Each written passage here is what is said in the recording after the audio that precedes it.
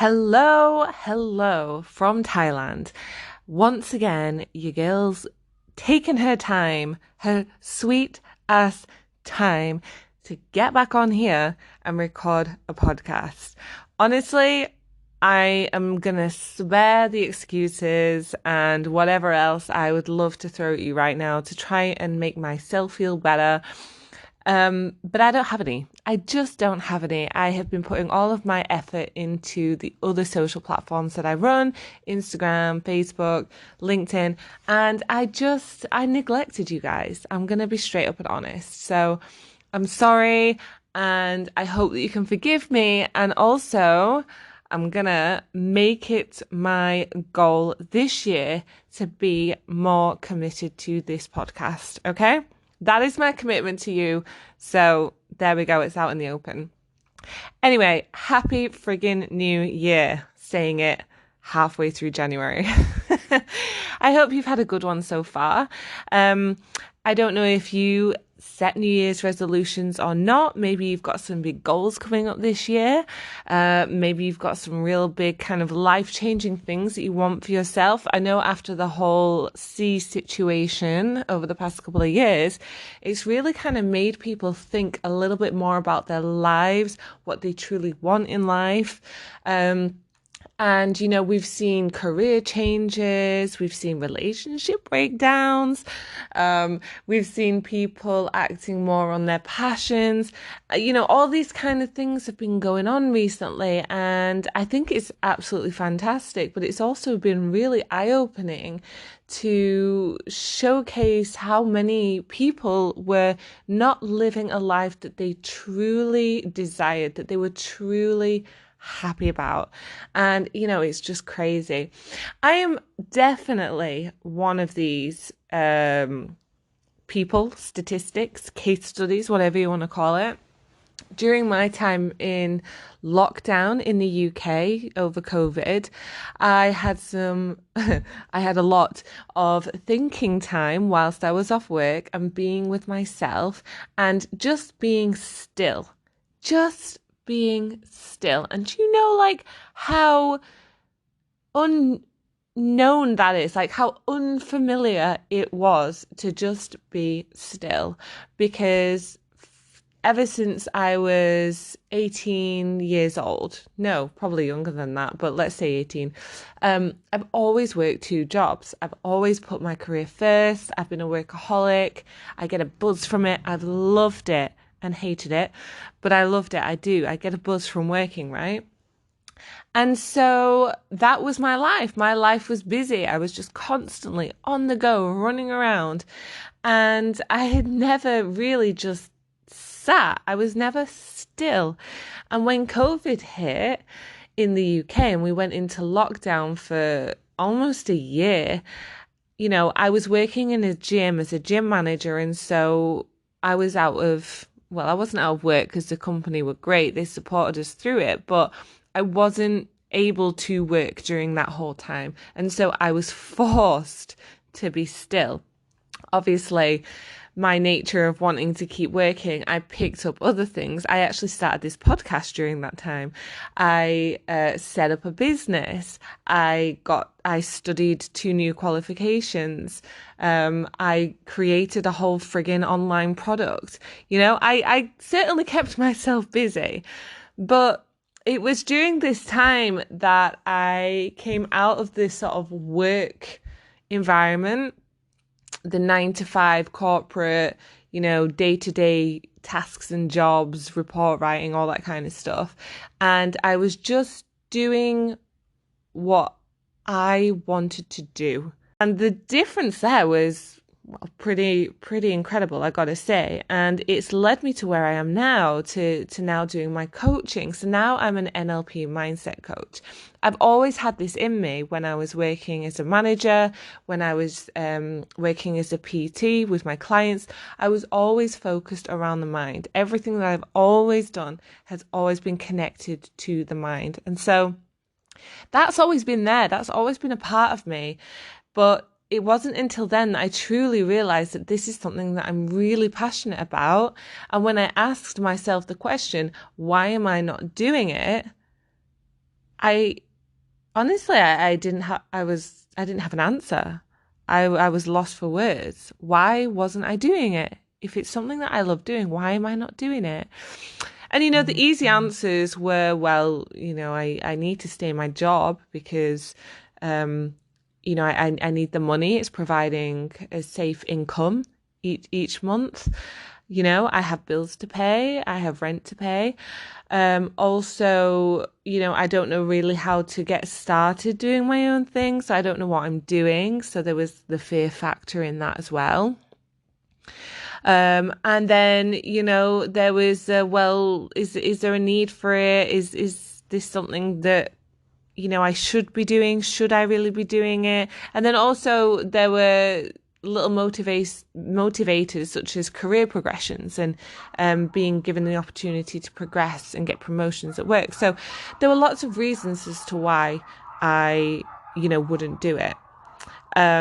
I'm going to apologize if you can hear the 20,000 dogs that are barking outside right now. I live on a street and we have a lot of dogs on this street. One dog walks down this street, they all go. I got to say, they are incredible for watchdogs in case of any burglaries. But apart from that, absolute nightmare.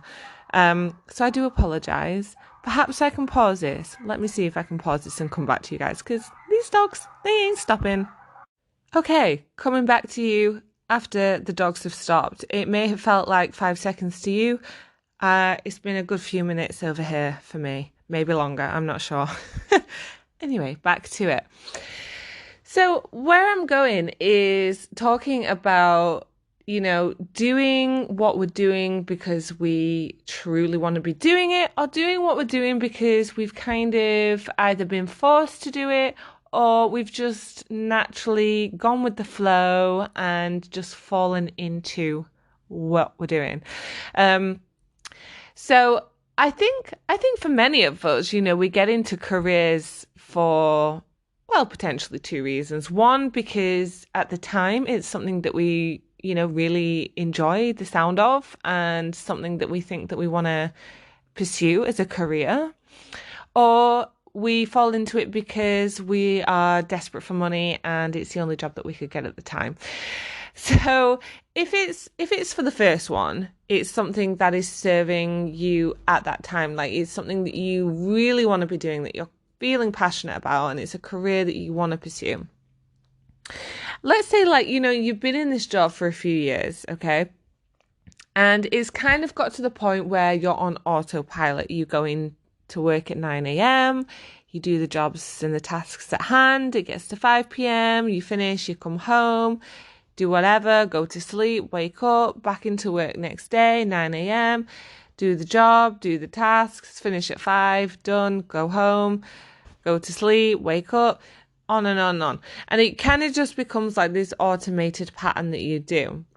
And over time of doing this, of sort of creating this automation, let's say, it can happen where you just kind of forget why you're in that job and where you're actually going with that job. Now, some people have it all figured out. Some people, at least they seem like they have it all figured out, right? They, go into work and they do the job, and they've always got this clear vision in their mind of why they're doing it. They're doing their day with purpose all the time, right? And then for some of us, myself included, we start into the role with a clear intention, and then somewhere along the way, we lose what it was all about. We lose the reason for getting into that job and why we got into that job in the first place. And we just go into autopilot. And then understandably, then over time, we can end up not enjoying the job as much, or feeling a bit lost, confused. Is this really what I want to be doing? I don't know anymore. We lose that self-awareness of what it is that we're doing. We don't understand why we're doing what we're doing anymore. And if I just give you an example of my own story. So back in the UK, I was working as a gym manager, as I said, and I originally got into this job because I was working as a health coach, and one of my life goals is to eventually run a retreat, a wellness retreat. And so I knew that to be able to run something like a retreat or to have my own wellness space, I would need to learn the building blocks of a business, what happens in the background, the admin, the HR, the health and safety, the legalities, the compliance, all that kind of stuff, the boring stuff, some might say. I needed to learn how that worked, how to run a team, all that kind of stuff. And so I got into the job for that reason. Also because I saw being a manager, being at that position, having that title as quite appealing. I felt proud of myself if I'd be able to have a job like that. The salary was better as well. So there were other factors, but my main reason was because of the retreats, right? And then as time went on, I got sucked into the job. It was quite full on, it was quite full on. Plus, I was still doing the health coaching on the side. So I got sucked into just needing to do the job, go into work, get on with the role, do the tasks, have my work completed by the end of the week, and just, carrying on like this, hitting the targets that the company wanted me to do, doing, making sure that I was getting those KPIs, making sure that I was writing up those reports, making sure that the gym was performing in a way that needed to for the company, for the business that I was hired by. And everything became about the business then, the company that I was working for. And it's a fantastic company. I can't deny it. What a fantastic company it was to work for. But, this whole time of being in this job, I initially got into it because I was doing something for me. I was doing something because I wanted to run my own place. And I lost touch with that over this time. And I became I became passionate about wanting to help the company. I wanted to see the company grow. I wanted to be a part of that. I wanted to be part of my company's family and contribute what I could to that company succeeding, and playing my small part in my gym that I was running. So I lost track of my original goal, and I lost track of really why I was there, and I just put all of my focus and energy into contributing to the company.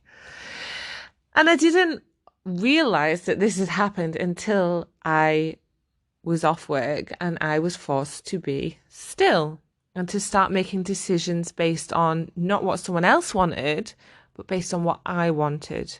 And that was a huge wake-up call.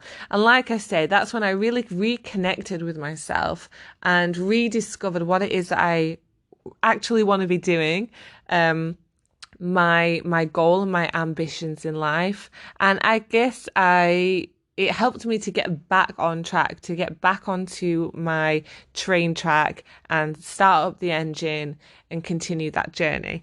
And, now I'm coming to you from Thailand. I'm now living in Thailand. I'm 100% working for myself. It's fucking horrendous. I'm not going to even bother to paint a beautiful picture here. Yes, I'm living in paradise. That part of it is fan-fucking-tastic. I'm not going to lie. But working for myself, trying to be a solopreneur, trying to do everything by myself, extremely difficult, very stressful. Having said that, you're probably thinking, Emma, are you not, absolutely just having a mental breakdown right now? And, how are you keeping it all together? And I think the reason why I am still waking up the majority of the days happy with a smile on my face, still going, not quit yet, still motivated, still fired up with fashion, definitely not fired up with that, fired up with passion, is because I'm truly feeling like I'm doing something that I truly want to do. Something that is a deep desire in my heart that I want to do. I've reconnected with my passion. I've reconnected with my purpose. And every day I'm gaining clarity on what that is and how I'm going to achieve it. And I think that is the difference between, having a complete and utter breakdown, doing something or doing a job that you think you want to be doing, and not having that breakdown. It really all boils down to asking yourself the question, are you connected to your true and authentic self? Really, I think it really comes down to that question. Because when we are tied up with work, when we're tied up with children, when we're tied up with needy partners, when we're tied up with pets, when we're tied up with family members, we are constantly doing things for other people. And our decisions are based on what is required of either other people or our work. And so it can happen where we just kind of forget like what we actually want to be doing, When you connect back to that, when you spend some time really sitting with yourself and reconnecting with your true and authentic self, which, come on, let's be honest, I imagine there's very few people listening to this who actually do that, who can actually say 100% right now what their true authentic identity is. Because like I said, it's so easy to get lost with this. It's so easy to go off track, When we actually do that work, it can be extremely empowering, but it can also bring back that fulfillment back into our lives because we start then acting on purpose, which is absolutely essential for fulfillment. So one of the ways that you can do this really is to take yourself away from everything. Now, obviously, this is going to be difficult if you're, for example, a working mom with some young children that are demanding your time all the time at home, and then you go to work and you've got the demands of work. But I reckon everyone can find just 10 minutes to go and sit in silence, okay? Complete silence, no calming music or anything like that, no distractions. If you got to get in the car and drive somewhere and go and sit in the middle of a goddamn field, then do it. Just silence for 10 minutes and allow yourself to ask the questions. Who am I? What do I love? What am I passionate about? What are my goals? What do I want to make this life be for myself? These kind of questions. You can rewind that and you can write those questions down. They're just some examples. But these are the questions to really be asking yourself. They're quite deep questions, which is why you need to sort of take yourself away and be somewhere on your own for those 10 minutes so that you can just allow those thoughts to come out. Now, obviously, if you take a pen and paper or something to just jot down your thoughts, and this is going to be really useful. I like to do audio journaling. I use it in my coaching with my ladies. I use it because it's actually a great tool to use when you're on the go, and I work with time-restricted women. So journaling is great. So, this is where you would write down your thoughts on paper. So maybe you already have a book, but if not, most phones these days have got an audio recorder. You can just prop it up in your car or wherever, and these thoughts that are coming into your head, you just allow them to come out of your head. Just let them flow. No judgment, no analyzing, nothing. You just say whatever's coming into your head.